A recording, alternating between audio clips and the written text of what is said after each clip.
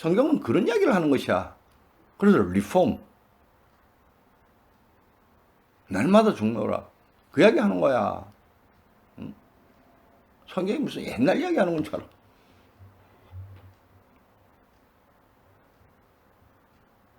걔 나이가 어리다. 생물학적 나이가 어리다고 그 사람이 새로운 사람이 아닌 것이야. 이 산업화 시대라고 이야기를 하고 우리처럼 공부 많이 한 사람이 그걸 딱 그냥 한 마리로 딱 줄여가지고 이렇게 딱 간단하게 설명을 해가지고 딱 알아듣게끔 이야기를 딱 해주는데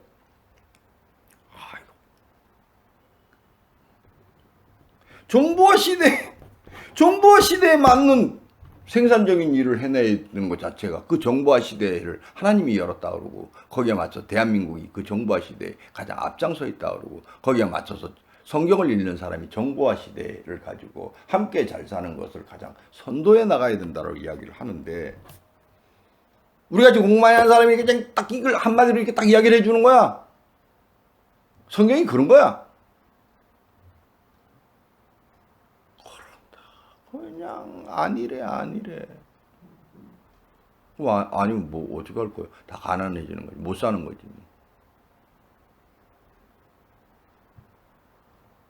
바울의 고민이 거기 있는 거야. 유대인들이 이야기를 그렇게 해주는데 아니다 하는 것을 자기가 한 2000년을 본 거잖아. 역사책을 통해 가지고. 그래 마지막에 끝내 예수를 죽여버렸잖아.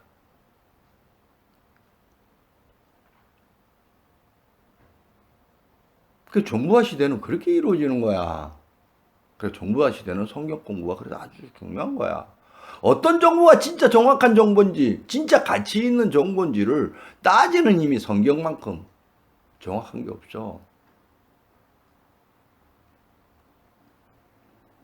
대한민국이 이제 개헌을 해야 되는 입장인데, 개헌을 어떻게 하는 것이 가장 좋으냐라는 것을 따질 수 있는 그 자체가 성경만큼 정확한 이야기를 해줄 수 있는 사항 자체에 근거가 없어.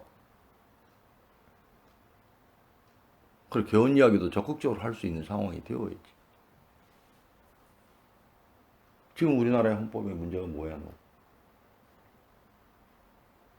그러니 이게 뭐 대학 다녀도 큰 학문을 배워도 우리나라의 헌법의 지금 문제가 뭐야?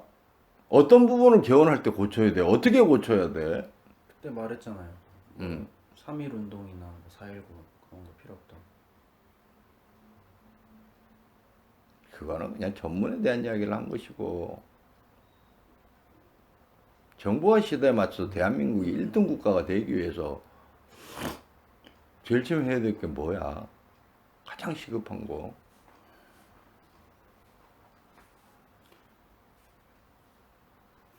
제일 처음에 중요한 거는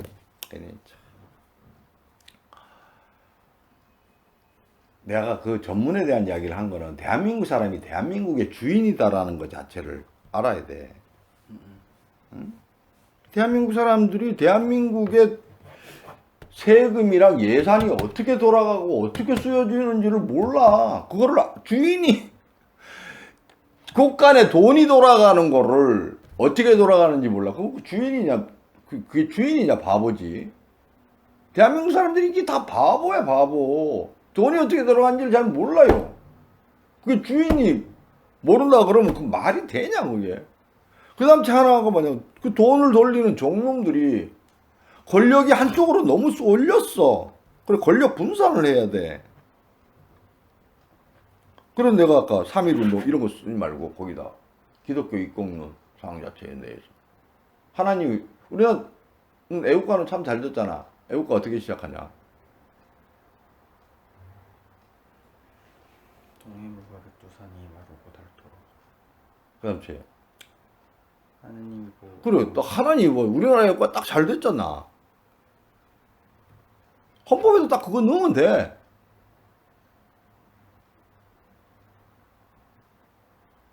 이제 넣겠네요. 다음에 개정할 때. 에이, 네가 협력해주면 내가 힘이 있어야 돼. 그래, 이제 그렇게 되게끔 해야 되는 것이야. 우리가 혁신이라는 단어가 하나님이라는 단어 자체를 기본적으로 내가. 그래, 혁신이라는 단어를 넣지. 4차 산업, 혁신, 융합, 이런 단어를 넣으려고 하지. 혁신이라는 단어가 하나님이야. 혁신이라는 단어를 가장 정확하게 이야기하는, 창조라는 단어가 혁신이라는 단어잖아. 이 종교적 자유를 보장하는 나라에서 딱 어떤 특정 종교가 쓰고 있는 식에서 특수 언어를 쓸 수는 없지, 헌법에. 다른 종교들. 그러니까 혁신이라는 단어를 집어넣어야 되는 거야, 대한민국. 대한민국의 정신은 혁신에 있다.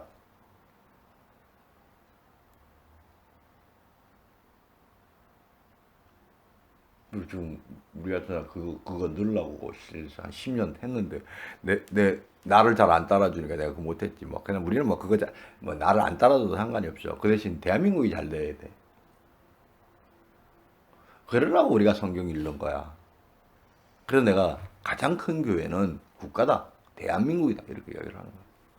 가장 중요한 거는 자기의 생산성, 양심이다, 공부다. 공부가 바로 예비다. 그리고 그 공부는 4차 산업에 맞춰서 공부해야 되는 거야.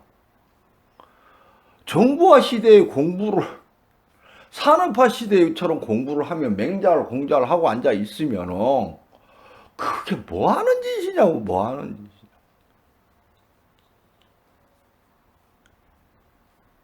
나이는 새파랗게 젊은 것들이 생각은 저 고루한 생각들만 하고 자빠지고 앉아 있으면서 자기가 젊대요. 그러니까 환장하는 거지, 그러면요. 뒤통수 때려주고 싶은데도 참 귀한 집 자식이라 그렇게 하지도 못하고.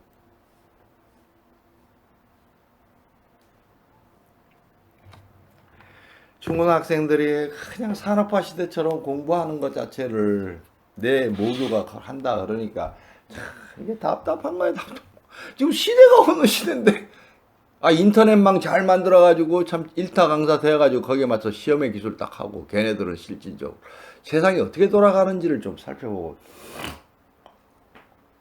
그래서 시대를 선도하고 대한민국을 1등 국가로 만들 수 있는 공부를 해가지고 와야 되는데, 그냥 산업화 시대 같은 공부가 하고 자빠지고 앉아있어. 시험 치면 맨날 꼴통하고. 아이고, 그렇게 해가지고 산업화 시대 방식으로 공부해가지고 1등 하면 산업화 시대, 지금 정보화 시대인데 산업화 시대로 공부를 하면 1등을 할 수가 없어. 그런데 그냥 옛날 이야기 시작하면서 이게 법이래요. 또 우기기는 엄청 우겨요, 공부. 그러니까 안 되는 거야, 이게.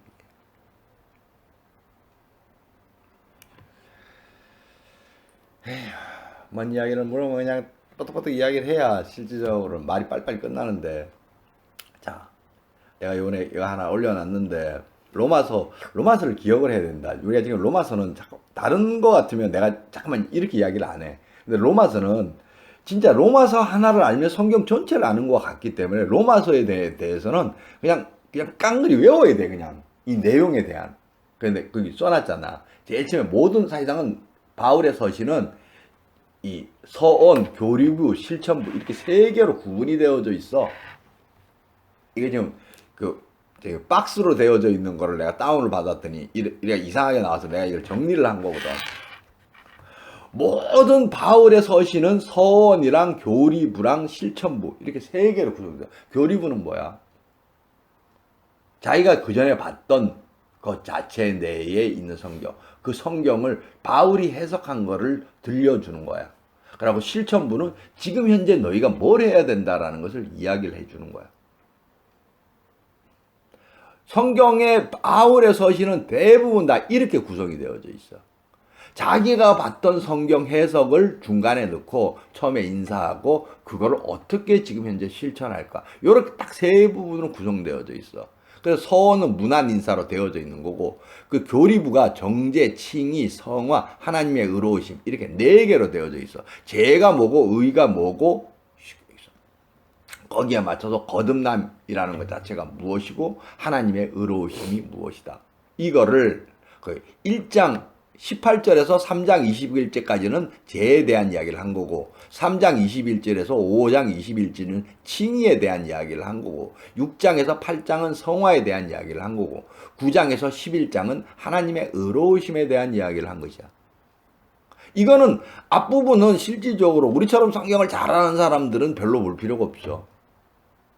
그런데 뒷부분, 실천부는 12장 1절에서 15장 3절까지가 성도의 의무를 적어 놓은 거야. 실천부가 성도의 의무. 그 다음에 15장 14절에서 16장 27절까지는 맺는 말이기 때문에 이거 별 필요 없어. 그리고 여기 가장 중요한 것은 12장 1절에서 15장 3절까지야. 처음에 성경을 모르는 사람들은 그 교리부가 일단은 중요해. 바울의 해석. 바울이 구약을 어떻게 해석을 해내는가라는 것 자체가 이게 대단히 중요해. 그게 잘 되어져 있는 거야. 이 로마서는. 교리부가. 그리고 또 실천부에 있어서도 바울이 아주 탁월한 이야기를 하는 거야. 어떻게? 국가가 바로 교회다. 로마서 13장 1절에서 나오는 그런 이야기들은 다른 성경에서 찾아보기가 어려워. 또 뭐 사실 신약의 대부분을 바울이 썼기 때문에 바울이 다른 성경에서는 그렇게 별로 이야기를 하질 않아. 그 왜 그렇게 하느냐? 다른 성경에서는 자기네들 하는 일 자체가 그냥 그거 하나 감당하는 것도 힘들어. 근데 로마는 감당하기 스스로 교회가 생겼고 로마는 그거를 해야 되는 거야. 그 당시의 시대에. 이게 역사를 통해서 전달될 것이라고 바울은 상상을 뭐 많이 했는지 내가 그건 잘 모르겠지만 최소한 지상 끝까지는 내가 전했다. 그래서 서바나 스페인까지 가는 걸 이야기하는 거야. 스페인에 가기 위해서는 반드시 로마를 사상적으로 점령해야 되는 것이야. 그래서 로마서에는 그 13장에서 국가가 무엇이다, 권력이 무엇이다라는 것을 적어놓은 거야. 이게 대단히 중요한 것이야. 현대인에게 있어서. 그래서 이렇게 구성이 되어져 있다라는 것 자체. 그래서 서원, 교리부, 실천부. 그 다음 제 교리부에는 정죄, 칭의, 성화, 하나님의 의로우심. 그 다음 제 실천부에 성도의 의무. 성도의 의무. 국가의 생산성, 가족의 생산성을 위해서 정부와 시대에 뭘 해야 되나.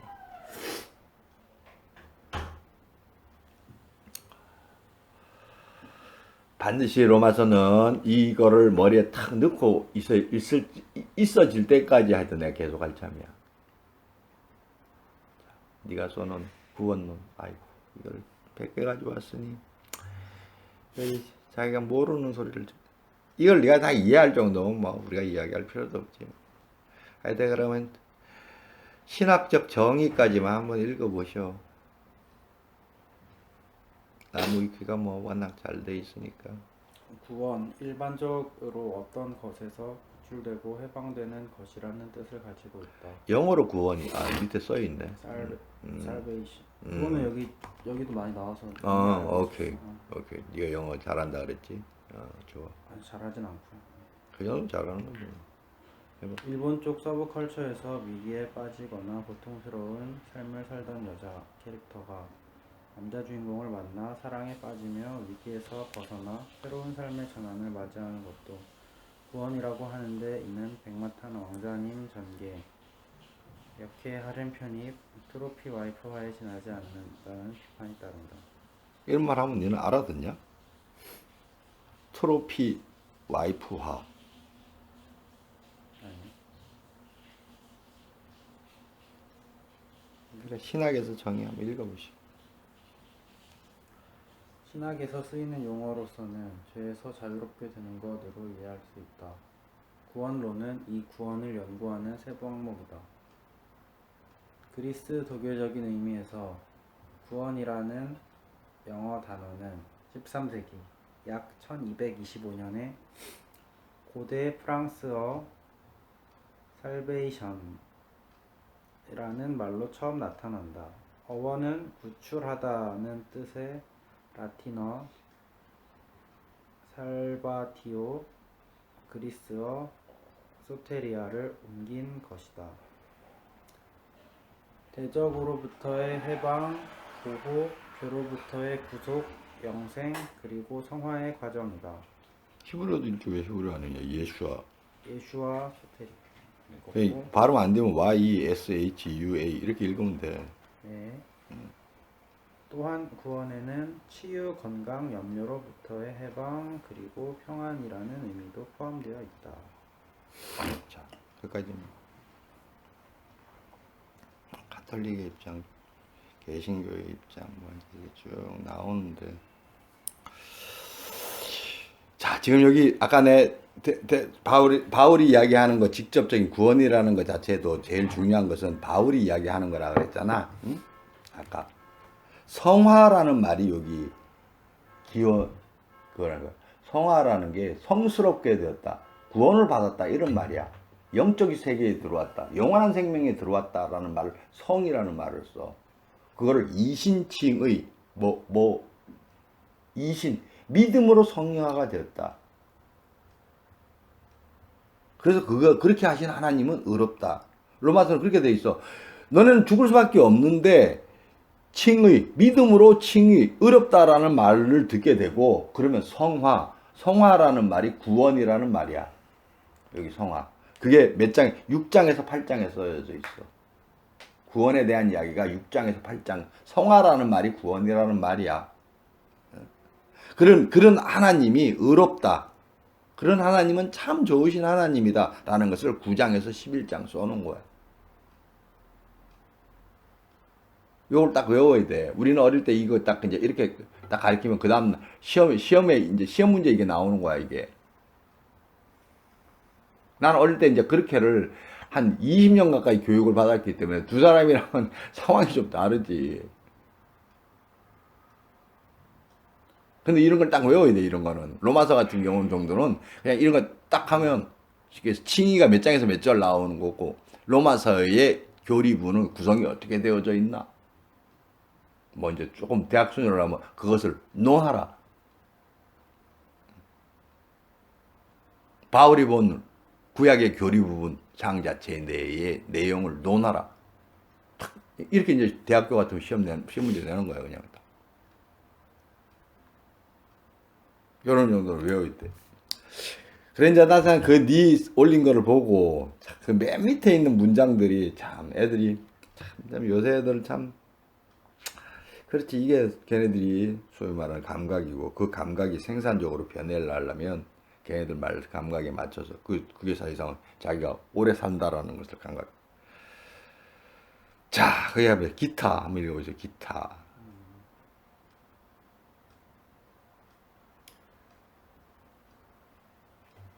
의미 같아서 이런 말장난도 가능하다.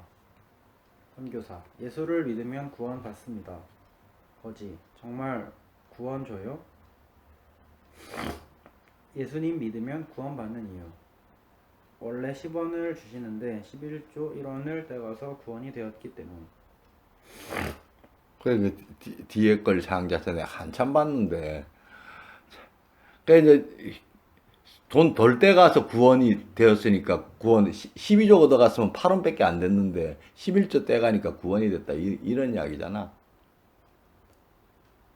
세금 덜 가져가면 이게 아주 대표적인 개인주의자애들이 공동체에서 소위 말해서 우리 인류 역사가 공동체의 번영을 만들어내면서 자기가 생존할 수 있는 세계를 만들어 준 것인데,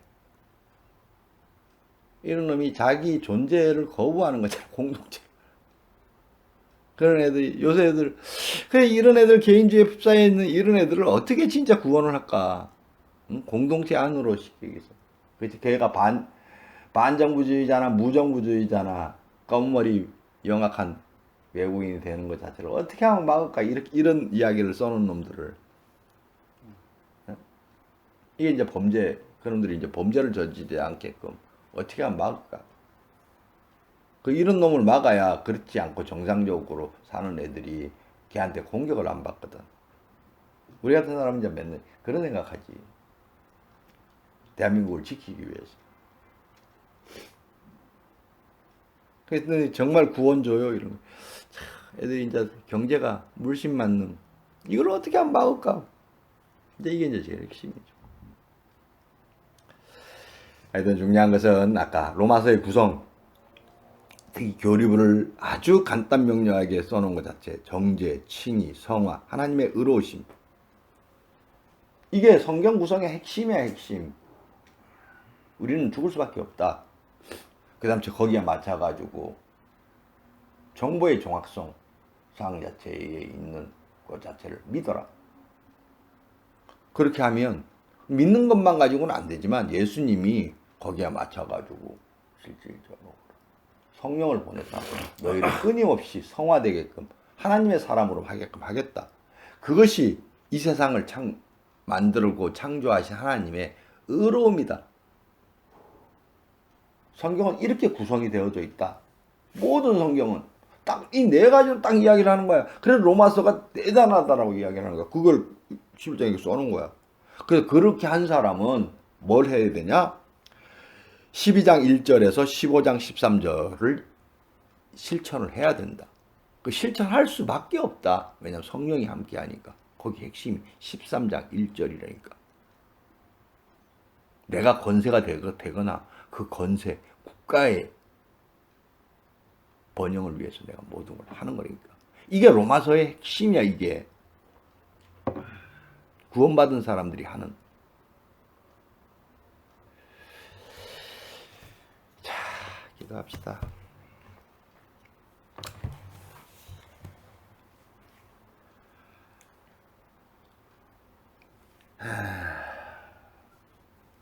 우리 아버지, 참으로 일찍이 너무나도 공부 많이 하고 똑똑하고 지혜로운 바울을 통해서 당신의 말씀이 무엇인지를,